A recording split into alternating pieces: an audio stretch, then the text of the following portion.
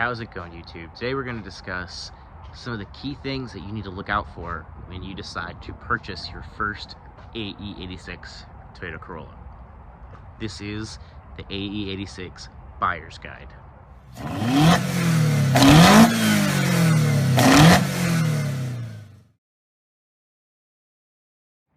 So if you're watching this, you probably know how incredibly rare these cars are getting and how sought after they are.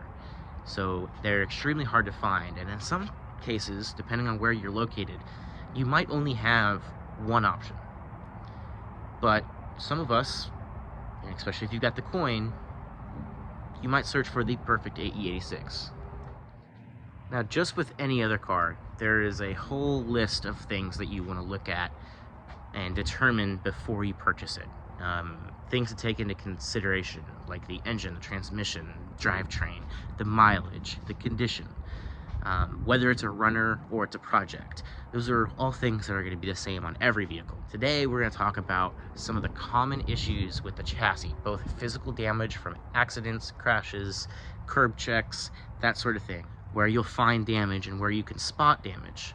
Also, some things that some people have modified or have altered the chassis in ways that you want to look out for. And we're also going to cover common rust areas.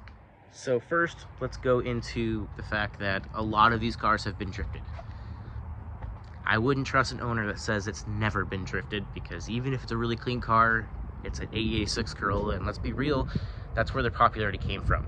So it's probably been drifted or tracked or autocrossed or raced at some point, at least driven very physically at some point. So there are some physical damages that can happen with getting into an accident with these cars. So the first thing I would look at is follow your frame rails and make sure that they're straight from the engine bay on both sides. And then also in front on the lower core support, you want to make sure that where the frame rail goes into the bumper bracket, as we can see here, that's one, and two, they're down here. It's that bolt right in here. If I zoom in, it's that little guy, right? We want to make sure that the frame rails are straight. That's number one. That the bumper sits and all the panels seem to line up correctly. So next we want to look at this core support.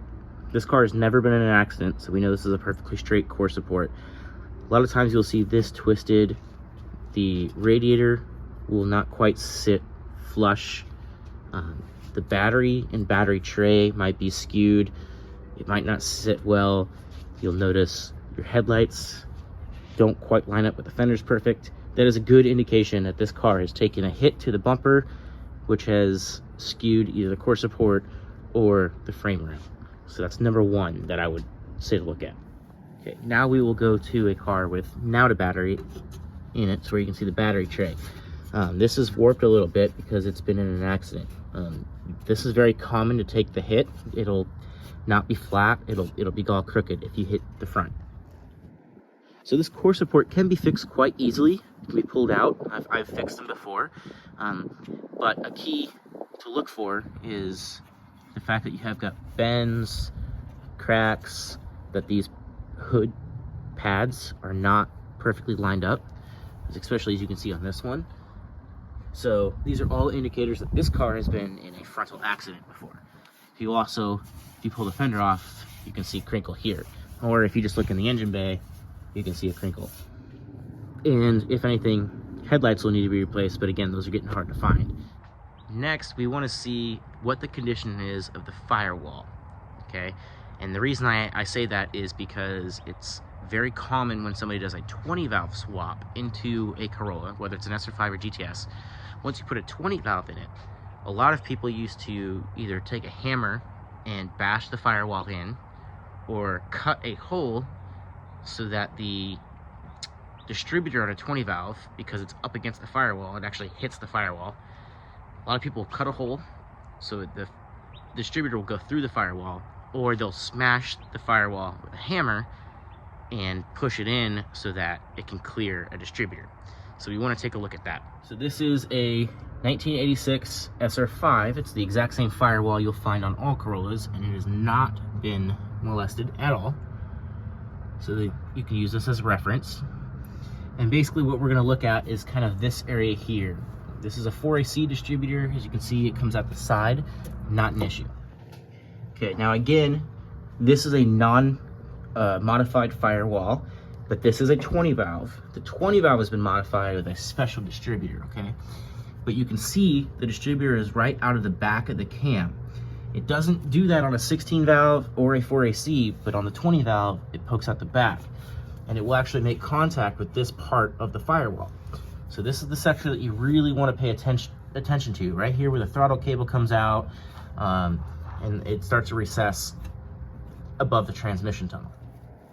If we take a look at my GTS, you can see all these hammer marks here. And this firewall has actually been pushed in. You can see it's even messed with where the throttle cable will bolt into and where all these hard lines bolt into.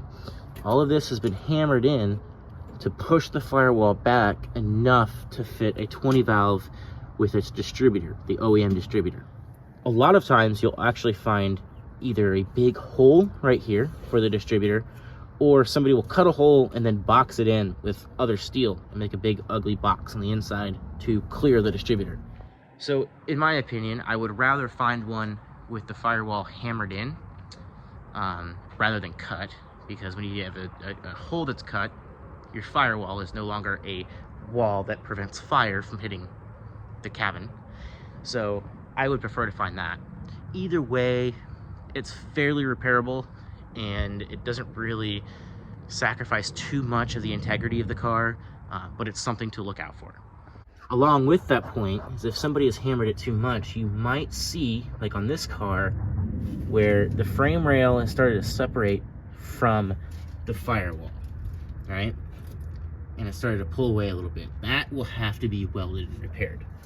Again, it's not something that really like kills the integrity of the car 100%. It will still drive and perform the same. It's just something to look out for. It's something you should look out for so you know what you're getting into when you purchase one. So going on with the damage theme, the next thing you'll find is if it takes a rear hit, it's very common to have a crinkle here, just like this car was hit in the rear. So you'll see a crinkle on one side or maybe both quarter panels. That's pretty common. You also want to take a good look in the trunk or the hatch compartment and see if you can find any crinkling, like right here in the floor on either side. As you can see, this one's been hit in the rear. And then these 4 holes here are where the bumper beams bolt in. So there's 2 on this side and there's 2 on this side. And one last really key thing to look for on an AE86 is the panhard bar bracket. So if we lean back here on the back of the car by the rear axle, so this bar here that we're looking at that goes horizontal is called the panhard bar, and it connects to the left side of the rear axle, which is a solid axle, and then on the right side it connects to the chassis.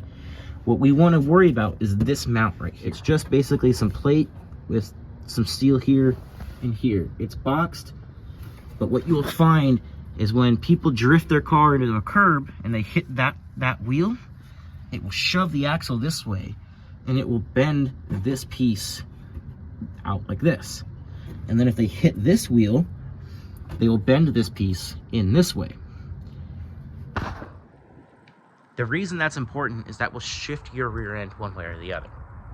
Now, if you lower an AE86, you have to do an adjustable panhard bar, because as you lower the car, those 2 points get closer. As they get closer, that bar pushes the rear end towards the driver's side. So if you lower your car, you need an adjustable panhard bar. Also, if that has been damaged, you're gonna need an adjustable panhard bar. The other problem is if it's been damaged, you now have to reinforce that. You have to get it back as close as you can to straight and reinforce it with some new metal, because that handles all the sway of your car. Without that panhard bar, your rear end will just let the car just kind of do this on its own. The rear end will just sway back and forth. Not good. Makes the car feel crappy. It's dangerous. It's not good. So if you do notice some damage or some crinkles on that panhard strut, you know you have to reinforce it and you have to get an adjustable panhard bar so that you can set the rear end to center before you drive the car. Also, you want to check the condition of the subframe. Underneath the bottom, you want to make sure that it's nice and square and straight. It doesn't have dents from people using it as a jack point and crushing the subframe in. It's kind of hard to explain, but it will be very flat on the bottom. It's got holes in it, but you'll see it's very flat and it'll look uniform. If you see it's dented on one side, again, it's not like the end of the world, but you're probably going to want another subframe. And OEM ones are getting hard to find. There are aftermarket solutions, so it's not the end of the world, but again, just understand that you're getting into more cost. So those are the key ones that you want to look for as far as physical damage or modifications to the car. Now let's talk about key rust areas. I'm going to start with the driver's side frame rail. It doesn't matter if it's a USDM car, then it's going to be the left side, or if it's a Japanese car, it's going to be the other side. The brake master cylinder and the booster are directly above the frame rail. And if you know anything about brake fluid, it eats paint. So it's very common to see that somebody has done a brake repair from either this valve, proportioning valve, the brake master cylinder, or the booster, or anywhere in here, or even just filling brake fluid, they spill it, as well as clutch fluid. So all in this pocket right here is where you want to look for rust. This car is pretty good, and it hasn't eaten the paint here, but that's where you'll see some rust, especially in, you know, a moist environment. Here we're in the desert, so this car's pretty good, but if you're from like the south or the east coast, you will see some rust form here if the car has ever leaked brake fluid. For example, if we look at my white car, which is very clean, but you can see that at one point somebody leaked brake fluid and it started to eat the paint. So it's very common to see rust all through here, and then even as much to the firewall. Now, another big rust area is down here on the bottom of the car, right here. You'll normally see the fenders get rusted out. There's two bolts that go right here that hold the fender in. What will happen is leaves and dirt and debris will get in here behind the hood, and they'll fall down the fender and they'll clog this fender here. That will then retain moisture, and it'll cause it to rust at a faster rate right here because it's collecting leaves with moisture in it, and it'll keep that moisture right in here and rust this part of the tub out. All of my cars are good, but it's a very common area on these cars. Another common area is up here in the hatch. So water will get in here, and there are some drain lines that will run the water out, or supposed to. But water will collect, and you will find issues with rust right here around the hinges, and then all the way down the sides. Usually it's not terrible, it's usually worst right here by the hinges, but that's something to look at. Also, while you're already in the hatch, or the trunk, if it's a coupe, is down here on the sides, there's these pockets. Of course, down here in these pockets is another good place for rust. Sometimes here in the spare tire well, basically any low point in the car where water collects, such as underneath the seats on both the driver and passenger side. So there it is. Hopefully that gives you a little bit of advice going forward if you look at an AE86 chassis and what can go wrong as far as damage and rust with the chassis. Part 2 with more of the intricate differences between GTS and SR5 and all the other things that you need to look for coming soon.